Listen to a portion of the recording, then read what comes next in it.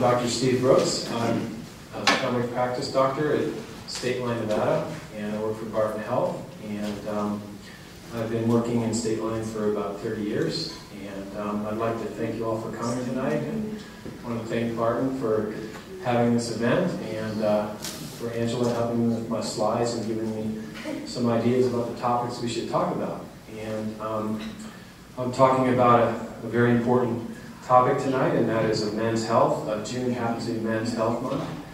And men's health, it's very important because men tend to avoid going to the doctor. And I'm going to say something that the fact that you men that are here tonight, I'm going to say your prognosis is better than the men that aren't here tonight, okay? The fact that you're interested in your health and you want to learn something is a good thing. And we have several topics to talk about tonight, and I'd like you, anybody that has a question about something I said, raise your hand and I'll try to answer as best I can. All right, so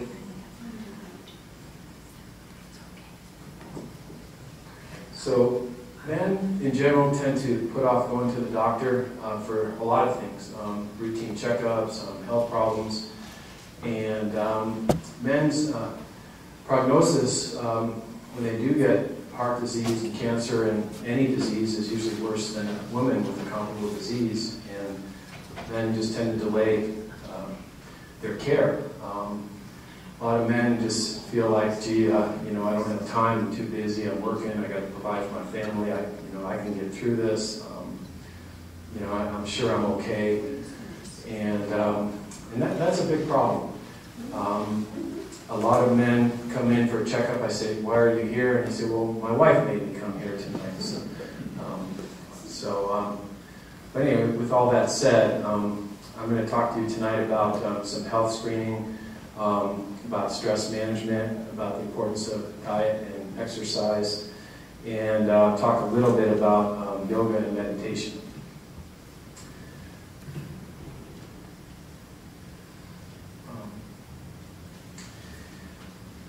One of the things we want to talk about tonight are routine health screenings, and those are very important.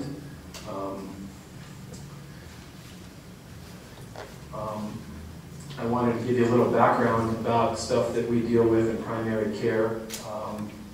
The number one cause of death in America, both men and women, is heart disease. And approximately, you can see the numbers up here, 24.6% of men will die of heart disease, 23.5% from cancer, 6.3% from accidental causes, and you can see the rest of the numbers: lung disease, which is usually in smokers, strokes, and diabetes. And I wanted to mention a little bit about accidental deaths, and I wanted to talk a little bit about opiate overdoses. And a lot of you might be aware about an epidemic of opiate overdoses in our country, and it's really scary. Opiate overdoses are now the leading cause of accidental death in men all across the United States, and unfortunately, if you look at a curve, the number is still going up like this, and we've got a real problem. And I just want to mention this in case any of you are on pain medication, or you have family members or close friends on pain medication. Something you may want to monitor or talk to your friends or family about. Number 6 diabetes. That's another problem that we're seeing a lot more in a lot younger ages. We've got an epidemic of obesity, and that results in diabetes, and it's a very significant problem.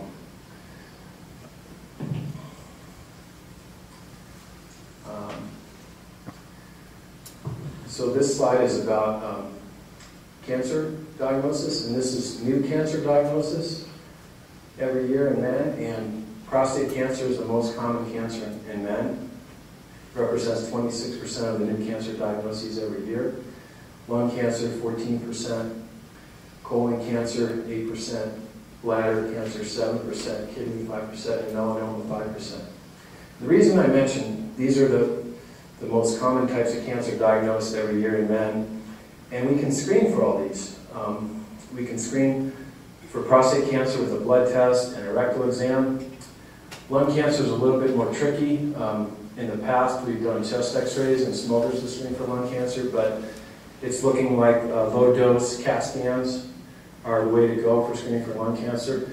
Unfortunately, this is a test that's not always covered by insurance, but a lot of healthcare organizations, including Barton, offer discounted rates on lung cancer screening CT. So if you've been a smoker in your life, it's something to consider. If you haven't quit in the last 15 years, or you still smoke, it's something to think about. Colon cancer, we can screen for this type of cancer too.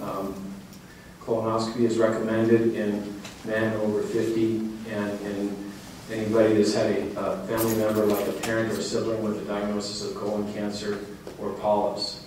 And we start screening those people at 40. Bladder cancer and kidney cancer, that can be found on a simple urine test when you go in for your checkup. And melanoma is a deadly form of skin cancer that it usually starts out as a dark mole that can be screened for on a routine physical, or if you go to a dermatologist.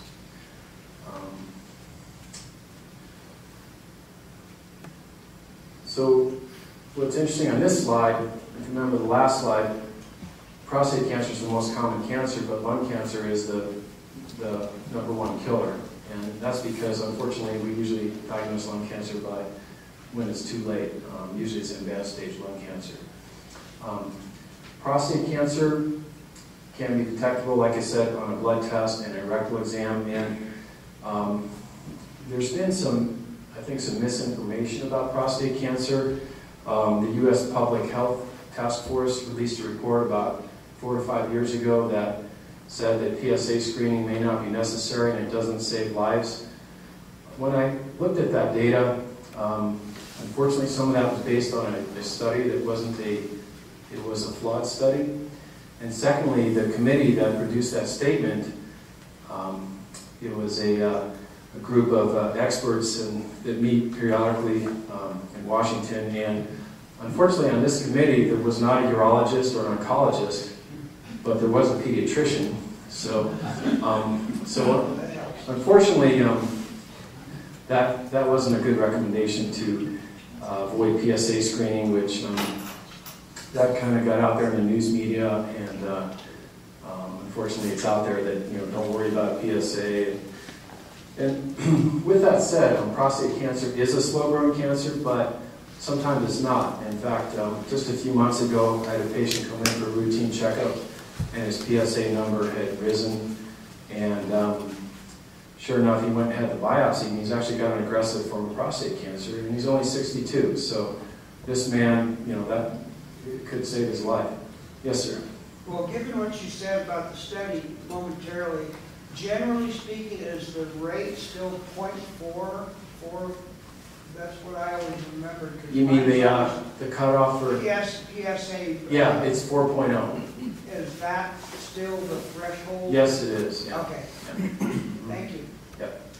And one thing, now that you mentioned that, we look at is ideally we could have a trend, like if you've had a few PSA tests, what we'll look for is a rise in the PSA, or when, if we do a rectal exam, we'll try to feel for a nodule or something like that.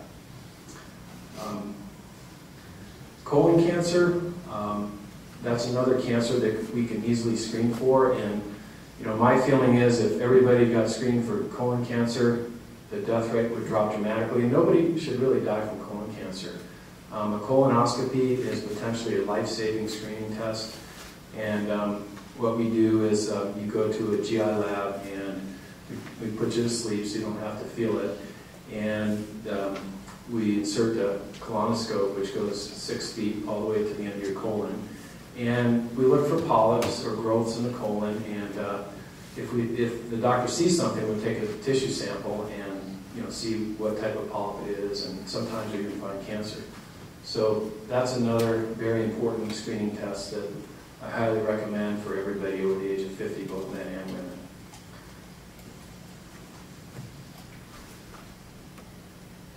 Okay, what type of health screening should you do? Physical exams are important. Blood pressure check is important. Even men in their 20s should know what their blood pressure is. We talked about melanoma and a skin exam. Lab testing. In fact, American Academy of Pediatrics just recommended that children have a screening cholesterol and a glucose test because we're seeing some type 2 diabetes now in children. So we can find these on routine blood testing. Let's see. Okay. The frequency of screenings, there's no clear guidelines on this, but men over 21 should know what their blood pressure is.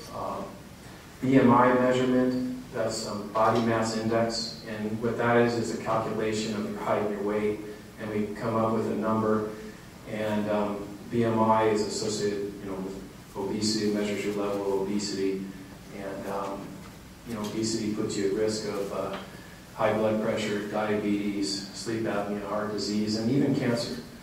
There's some studies that suggest being overweight can increase your risk of cancer as well. Cholesterol is a good idea to know your cholesterol and check your blood sugar as well. And the top of the slide is referring to younger men. And then men between 18 and 35 should have an exam for testicular cancer. Testicular cancer is not that common, but it is virtually curable. It is detected early. The cure rates can be 99 to 100% depending on the stage that men are diagnosed. And then we talked about this, about premature heart disease, premature cancer. If you have relatives that develop these diseases in their 50s, it's a good idea to talk to a healthcare provider about should you be screened.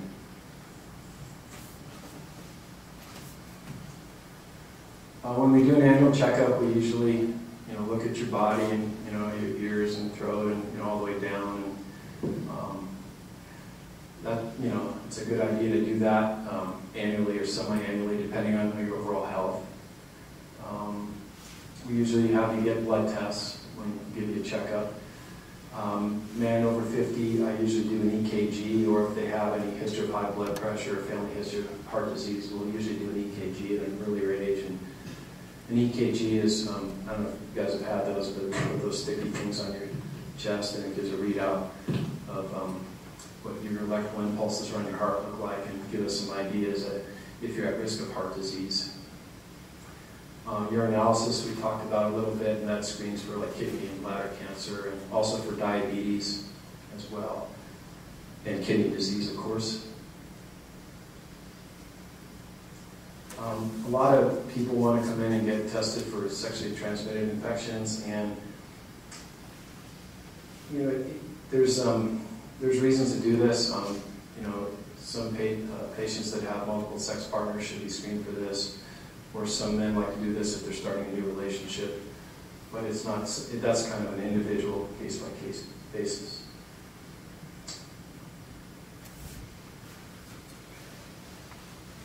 Heart disease, that is the #1 killer of men and women in America.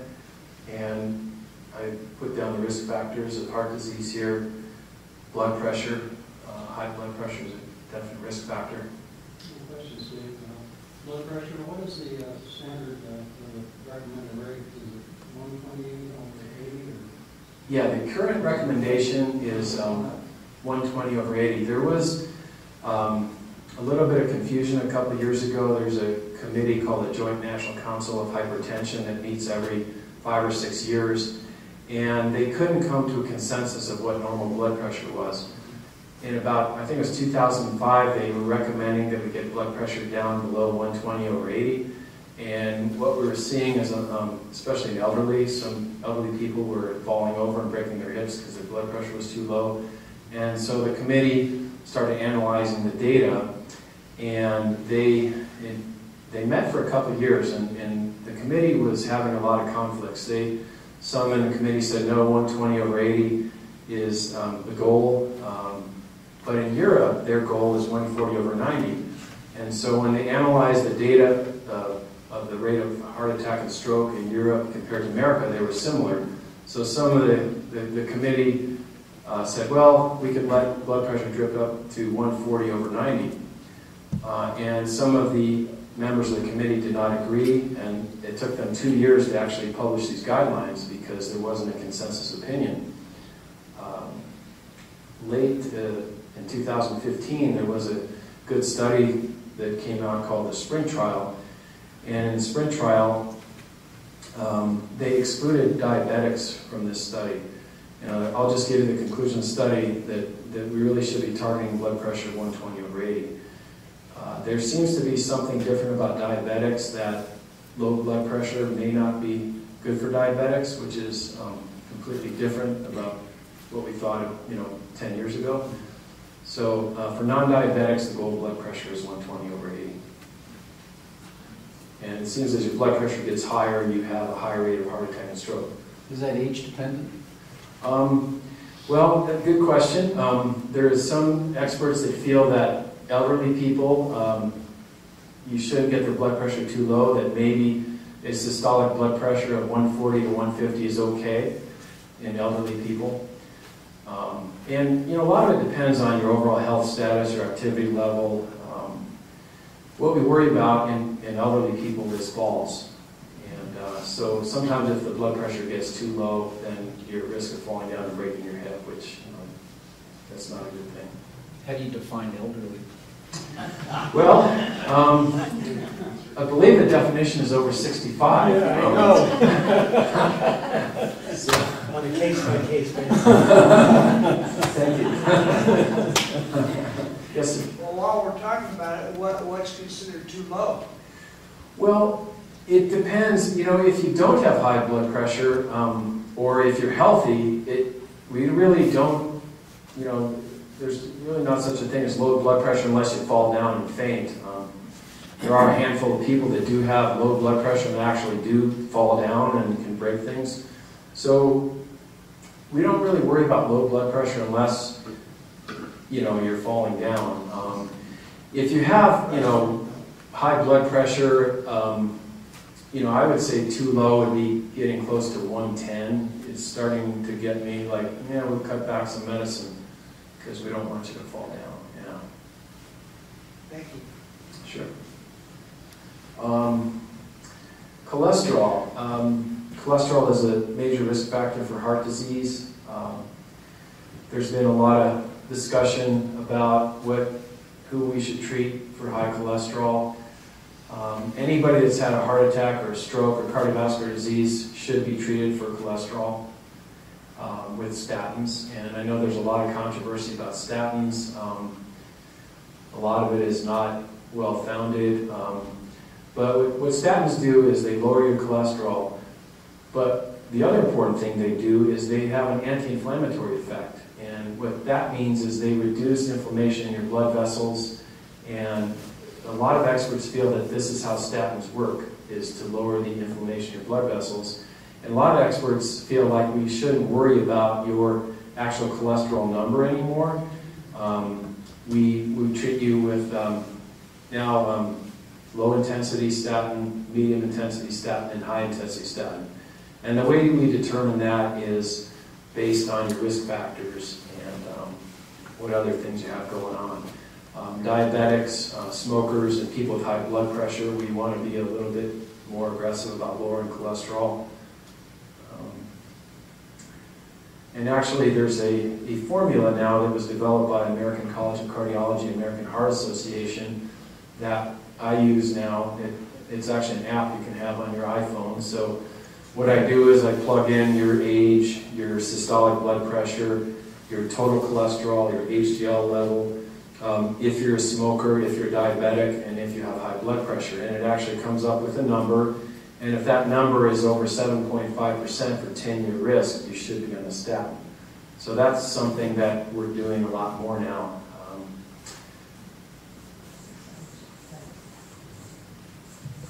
Smoking, obviously smoking is a risk factor for heart disease, stroke, cancer. Smoking is just bad, so there's probably not any smokers in here, but if you have any family or friends that are smokers, try to bug them about that.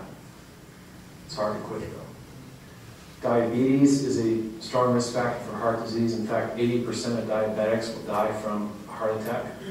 So I pretty much have all my diabetics on a statin drug. And alcohol use. There was 10 or 15 years ago, this French study that wine is good for your heart. And yeah, it is good for your heart if you have 1 or 2 glasses a day. But if you have more than 2 alcohol beverages a day, it actually increases the risk of heart disease. Not only coronary artery disease, but arrhythmias as well. So alcohol in moderation. And then the last one here is family history of premature heart disease. When I talk to my patients that, yeah, my dad had a heart attack at 50, I go, well, did he smoke? And a lot of times it's, yeah, he smoked, 2 packs of Camels a day.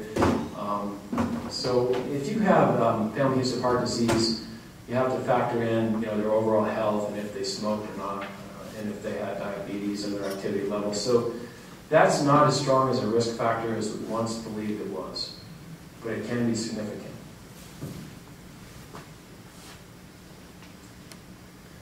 So we talked about a couple of things on this slide. I'm going to talk about exercise.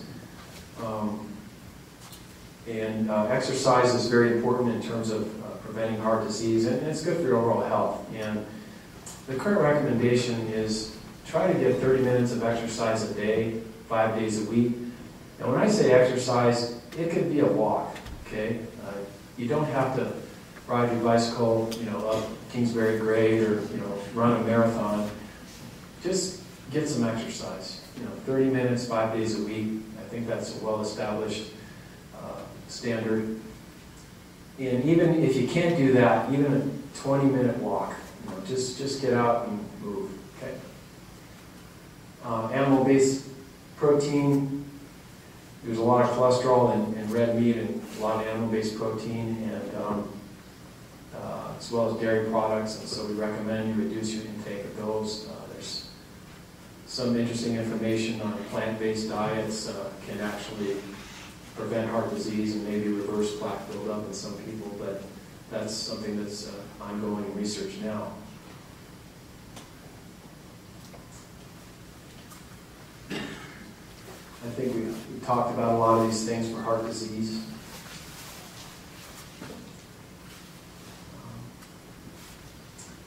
We talked a bit about colon cancer screening.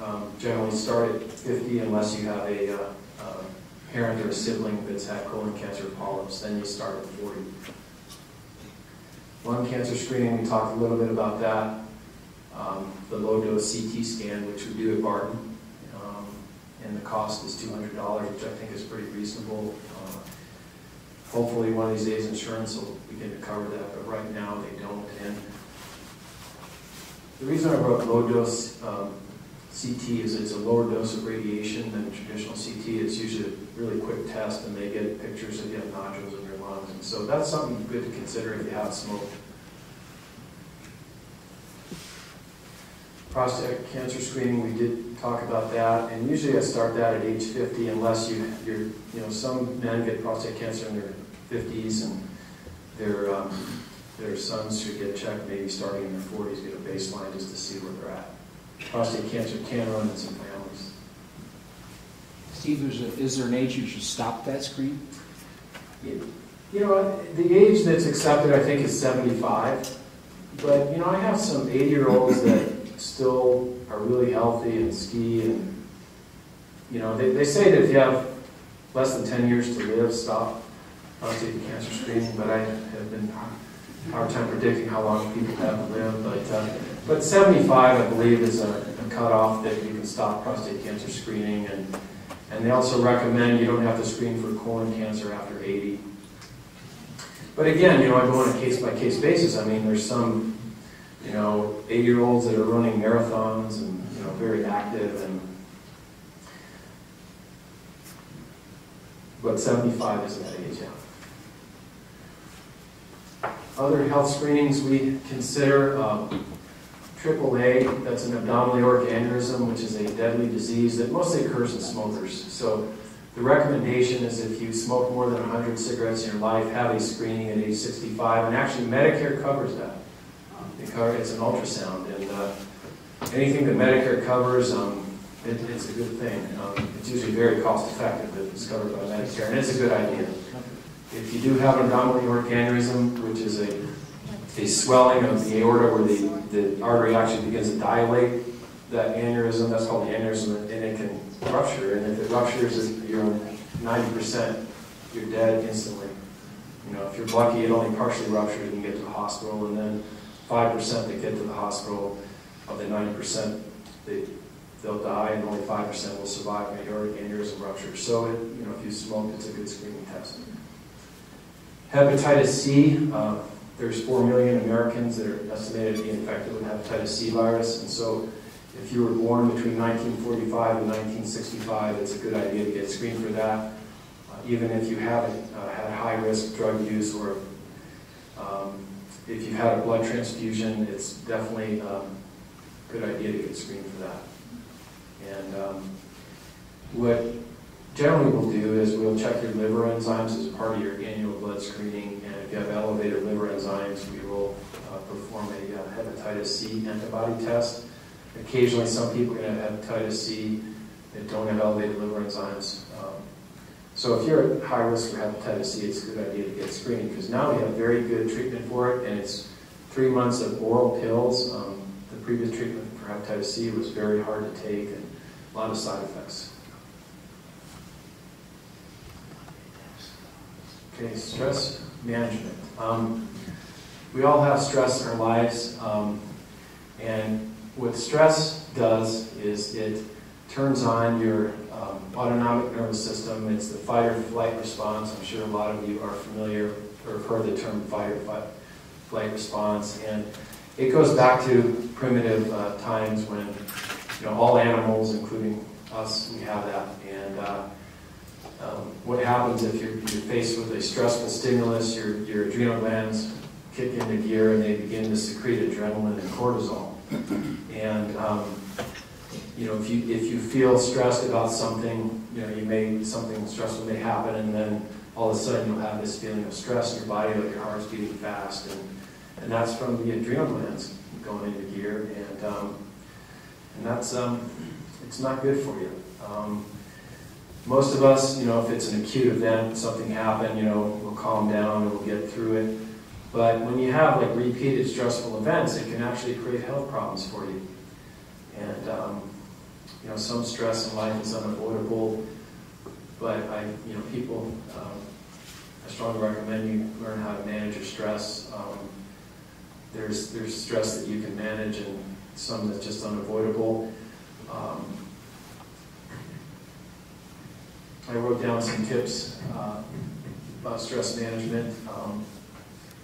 If you have a stressful job, or you know, you're in a stressful situation, try to take a break from that stress, even just a 10 or 20-minute break.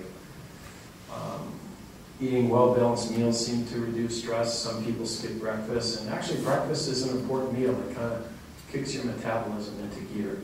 So I don't recommend skipping breakfast, and we're going to talk a little about diet and nutrition a little bit, but try to eat healthy, well-balanced meals, and don't have a lot of sugar. Don't eat rice or frosted flakes, or that kind of stuff for breakfast in the morning. Try to have a little bit of a balanced breakfast, maybe some fruit, maybe a little bit of protein, maybe some whole grains. Alcohol and caffeine, two common things that most Americans and people in developed countries use. Caffeine actually makes sense. It's a stimulant, you know, and if you're drinking, you know, 4, 5, 6 cups of coffee a day and you're kind of jittery, and you know, cut back a little bit. And caffeine can affect your sleep. You probably shouldn't consume caffeine after like noon if you don't sleep good at night. Some people can drink coffee and go right to bed, but that's kind of rare. But for the rest of us that may be caffeine sensitive, make sure you're not getting any caffeine. You know, ideally after the morning. And alcohol. Some people turn to alcohol and even drugs for stress relief, and obviously this is not a good idea. It actually probably increases your stress level. I talked about the recommendation, no more than 2 alcohol beverages a day is what's recommended for men. We talked about sleep, a little bit of exercise every day, deep breathing. We're going to talk a little bit about yoga and meditation in a minute, but deep breathing, what that seems to do, and I don't mean rapid deep breathing, I mean slow deep breathing, just taking slow deep breaths. It actually lowers your blood pressure, it lowers your heart rate, it calms your adrenal glands down. So if you notice next time you're in a stressful situation, try to tune into your breathing rate. You'll probably find that you're breathing a little bit faster and shallower. So try to take slower breaths and deeper breaths. And that's something that we do in yoga and meditation. Yes? Question. In the discussion about well-balanced meals, and we know that breakfast is perhaps the most important, or certainly it's very important. What about number of meals? What if you have 2 meals and have breakfast and dinner, say? Or 4 meals a day? Is there some reason why 3 is the right number? Well, that's a good question, and I think that's an individual thing. I think it depends on, where you're at in your life. I think people that are working, usually, you have a breakfast, lunch, dinner. Some people that are retired, they have a later breakfast, and I like the term winter, like a skip lunch and, have an early dinner. I'd say most experts, it's an individual thing. I think the 3 meals a day seems to work with people's work schedule and so on. Some people have a very high metabolism or have other health issues where we recommend 4 or 5 small meals a day, but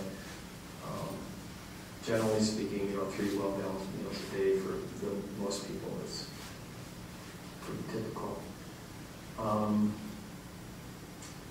Okay, we talked about breathing. The last item here is do your best. Nobody's perfect, and you can't always achieve everything you want in life. And so if you can't, you just got to accept, hey, I did the best I could. And that helps reduce your stress level.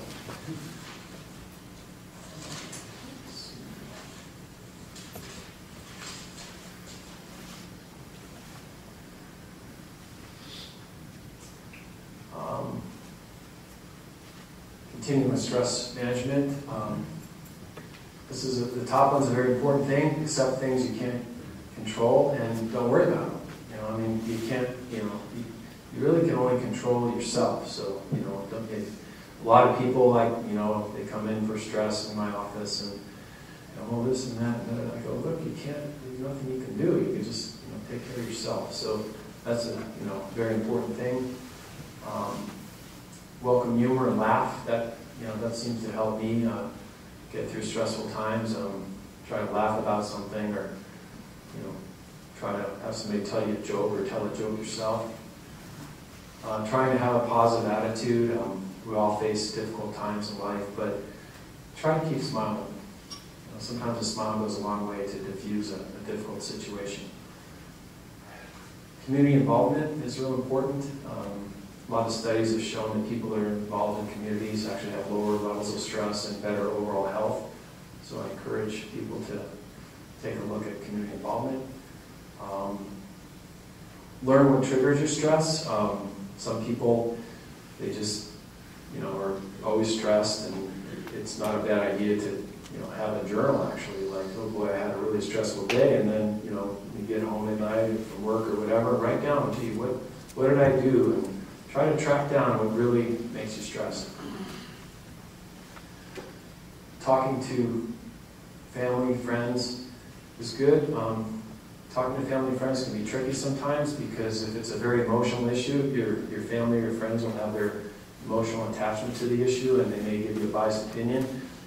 And in those cases, if it's a really stressful, difficult situation in life, think about talking to a health professional a psychologist who is not emotionally involved and is an independent person.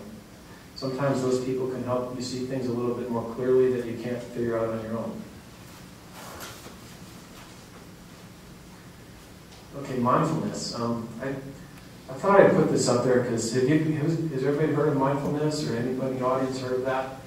It's kind of like a hot topic in psychology right now, and it's a hot topic because it's something you can do on your own. And there's a lot of definitions of mindfulness. Historically, it's believed to go back to Buddhism, but I'm not exactly sure.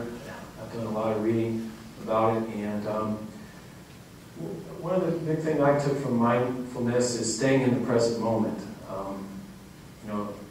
If you just always focus on what's happening to you, what's happening right now, and not think back or forward, that's really important.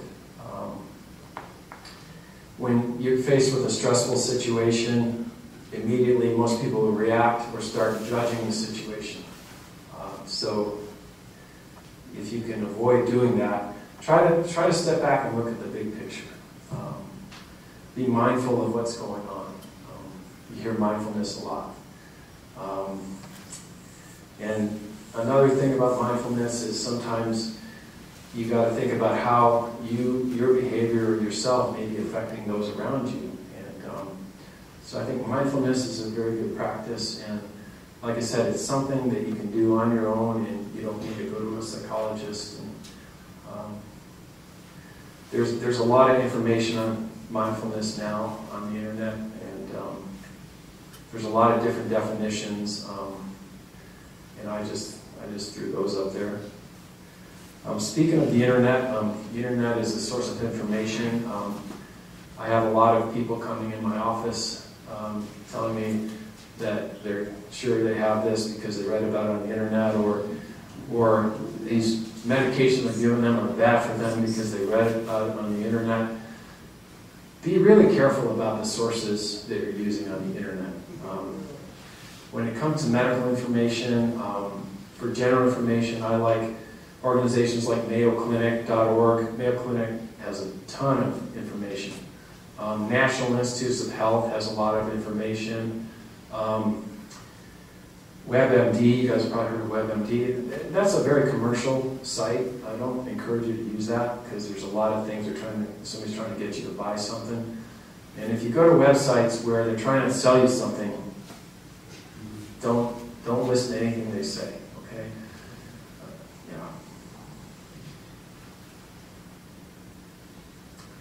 Okay, I just got to tell you a funny story. I saw a man last week who actually had heart bypass surgery. He's in his 70s. And he read on the internet that Lipitor, which is a commonly used statin drug, will make your testicles shrink. And so he stopped taking it because of that. I thought that was funny. I had to share that.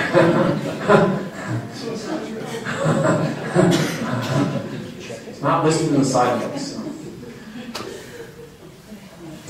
Okay, exercise. We've been talking about exercise a little bit. I think the key thing is it's not how hard you exercise or how long you exercise, but the minimum we like you to do is, I wrote 5 by 30, so 5 days a week, 30 minutes. And some of the experts say, well, gee, I only have 20 minutes on the weekdays, so do a little bit more on the weekend when you're not working. I think the key with exercise is to find something that you enjoy and that's fun. Even if it's just walking. I mean, we live in Lake Tahoe. I mean, the wildflowers are out now. A lot of us have trails not far from our house. I mean, start with that if you're not exercising now. And what I tell people is start out small and then work your way up to more vigorous exercise as you can do it. And if you can't, just get out and move. There's even a study on people with advanced heart failure. If they walked for 20 or 30 minutes a day, they lived longer than the people in the study that didn't walk. So even if you have advanced heart disease, walking is still good for you. Sometimes people like to recruit an exercise buddy. Hey, let's go to the gym, or hey, let's go on a hike. Great. What I do is I walk my dog every morning, and I'm always amazed at the beauty we have here. There's wildflowers out right now, and the trees look nice, and you can see the mountains. And some people that go to the gym like to listen to music or listen to books on tape or something, or podcasts.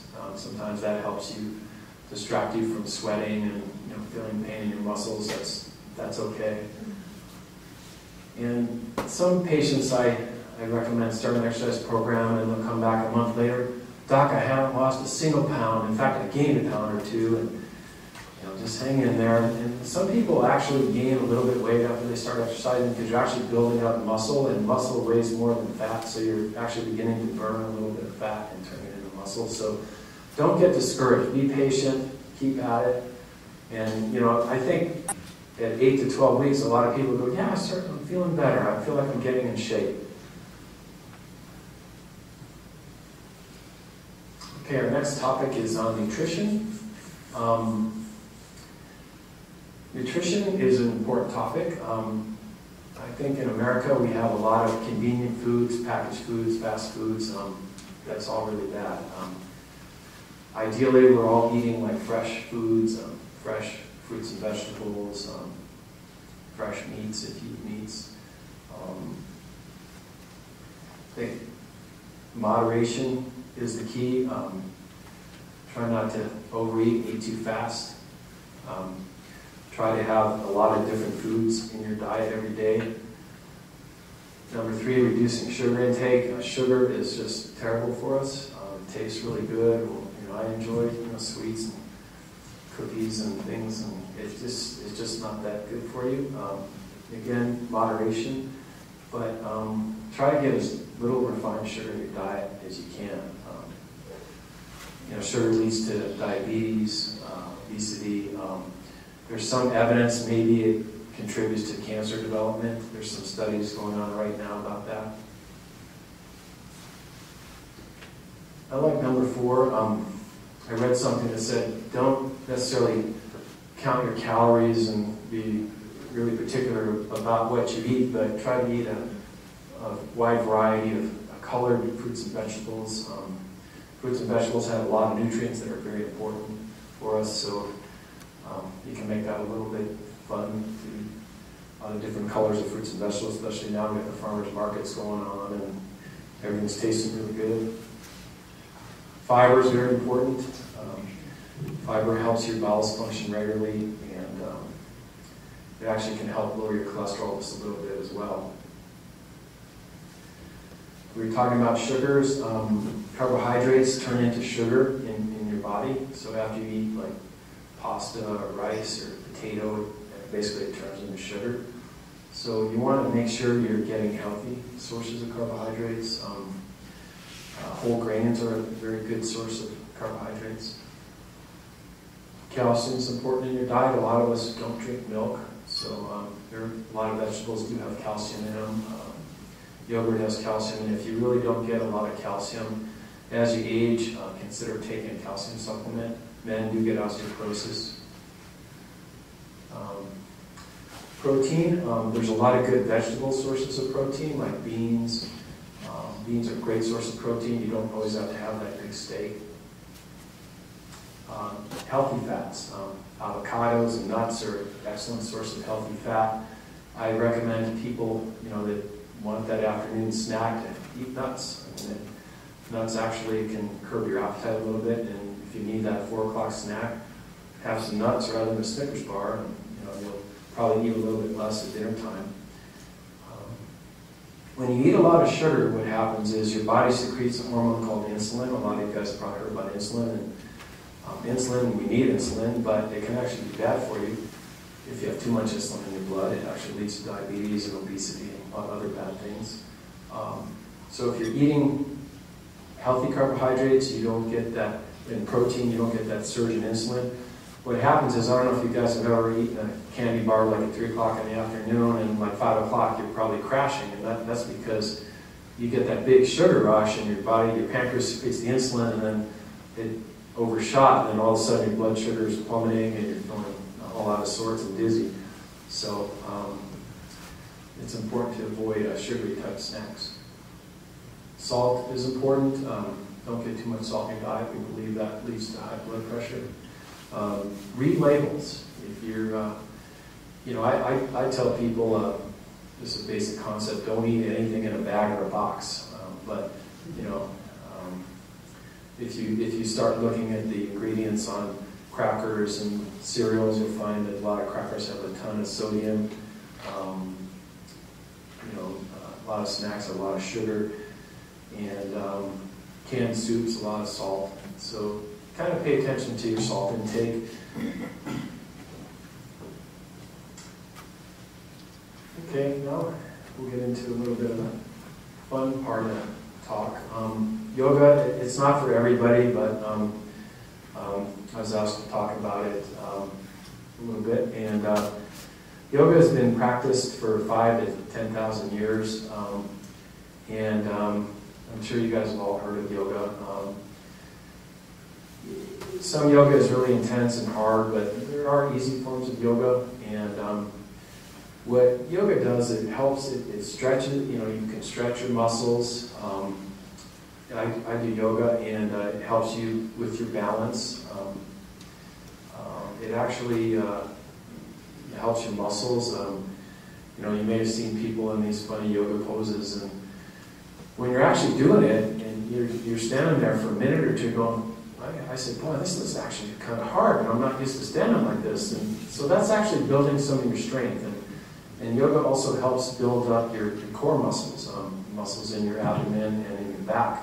And a lot of us have back problems, and doing yoga can help you with that. Another thing that yoga concentrates on is breathing. When you do yoga, you really slow down your breathing, and that, we talked about that earlier, slowing down your breathing, actually it turns on your parasympathetic nervous system, which is the opposite of your fight or flight response, and yoga actually has been shown to lower your heart rate, it can lower your blood pressure, so it actually has a lot of health benefits. Yoga is not for everybody. Tai Chi is another form of exercise that is a lot of people enjoy, that has similar effects to yoga. I know when I do yoga, I'm mostly concentrating on my breathing and the body position I'm in, and that actually quiets down your mind. A lot of us have these thoughts that are just running through our brain, and it's really important to have times of the day when you're not having all those thoughts rushing through your brain.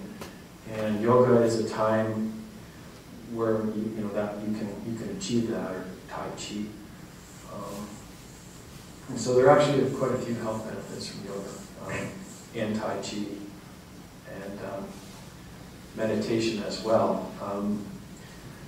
There's a lot of different forms of meditation.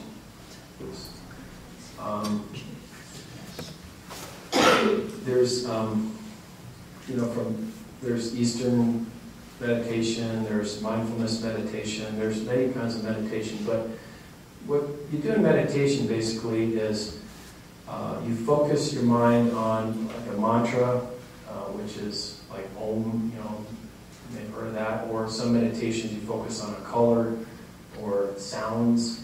And what you try to do is you try to quiet down your mind and focus on the mantra or the color or the sound, and keep the thoughts that are racing through your brain, try to keep them out. And every time you start getting another thought, you go back to your mantra.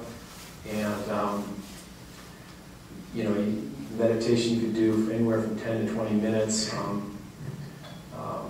couple times a day, or however you deem that necessary. And meditation has also been shown to help lower your blood pressure, turn on your parasympathetic nervous system, get your heart rate down, lower your stress level.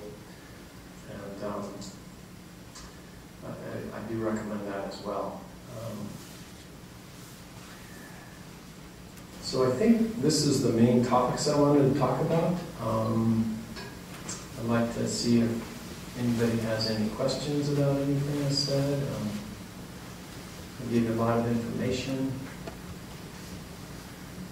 Yes? I had a question on, for both men and women, when it comes to alcohol and overuse or consumption and the effects on the heart, is your cardiovascular system able to recover from usage? Or that, like, can you, if you have high blood pressure and you have stressors on your heart from drinking alcohol, can that be reversed if you stop drinking or start living a healthier lifestyle? Well, when you stop drinking alcohol, your blood pressure will stop or start going down fairly quickly. In fact, it's hard, it's a challenge for physicians to control people's blood pressure that drink a lot. So stopping alcohol will definitely lower your blood pressure.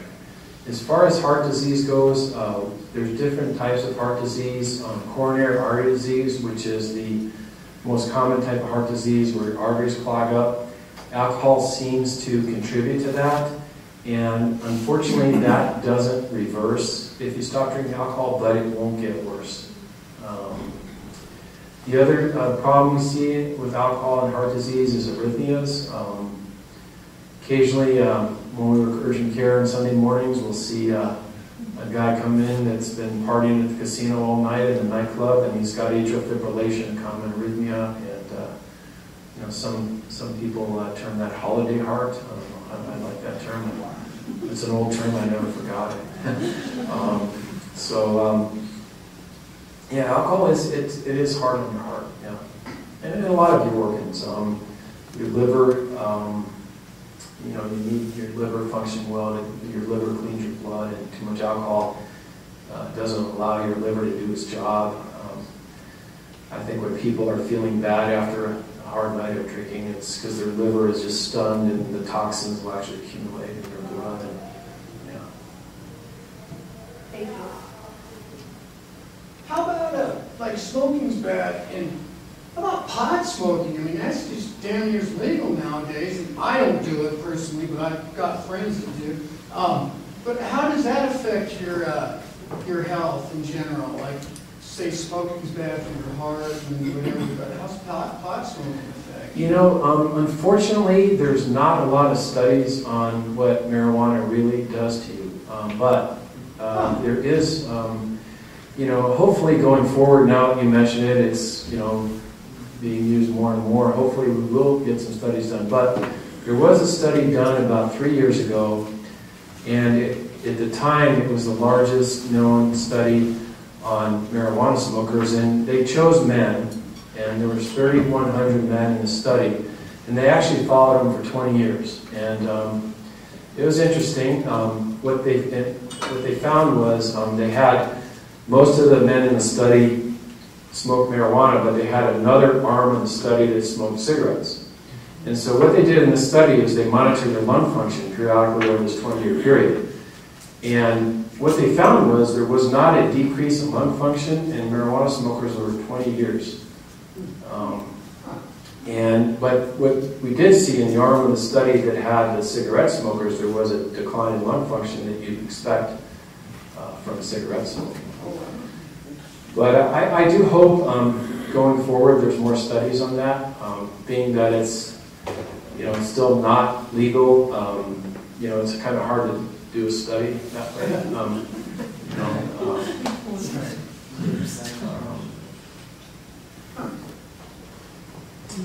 Any particular recommendations with respect to secondhand smoke?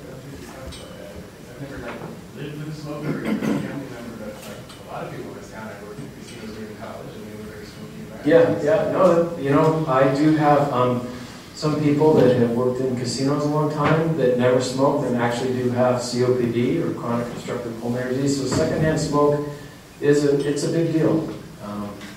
In terms of affecting lung function negatively, and possibly carcinogens from cigarettes can affect people that are exposed to secondhand smoke. So yes, it is a big deal.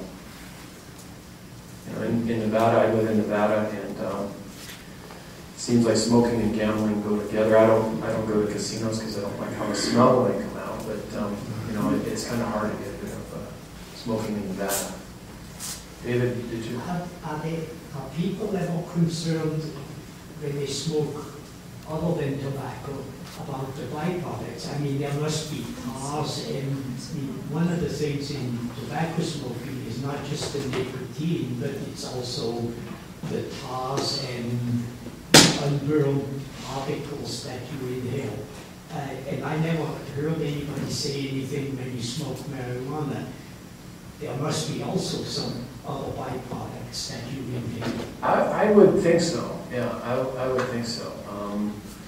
Cigarettes have a lot of chemicals in them, I don't know about marijuana, but I know cigarettes have a lot of chemicals, the study I mentioned about marijuana smokers, actually it was a good study. It was well designed, and I mean, it's interesting that the lung function didn't decrease, because in most tobacco studies, that's definitely one of the indicators. Yeah, I think it was a real interesting study, because I was surprised at the result myself. Yeah.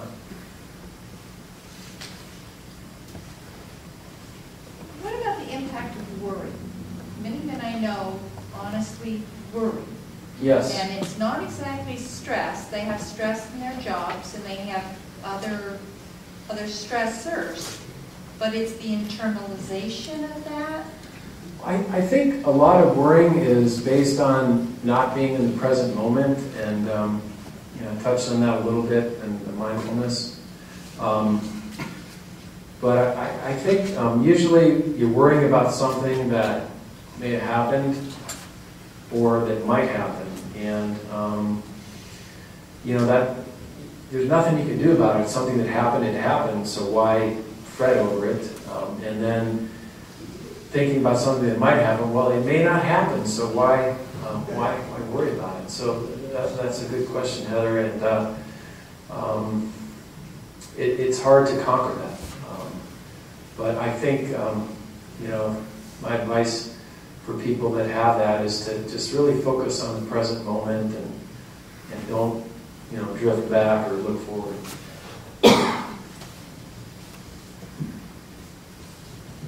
What is the normal pulse rate in the morning? Well, it depends on the person. 72 has been the average pulse rate of most people. Hopefully when you roll out of bed in the morning, you have, a low pulse rate or a low blood pressure. If you don't, then, that could be a sign of high blood pressure or problems to come. But that's a real individual thing. People that exercise more usually have a lower Yes. pulse rate? Yes. Yeah, marathon runners, long distance bicycle riders, some have heart rates in the 40s and 50s, and actually that is a good thing.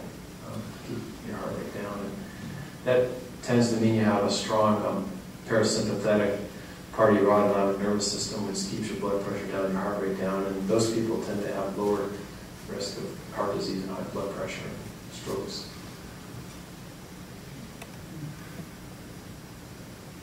Anybody else? Anything?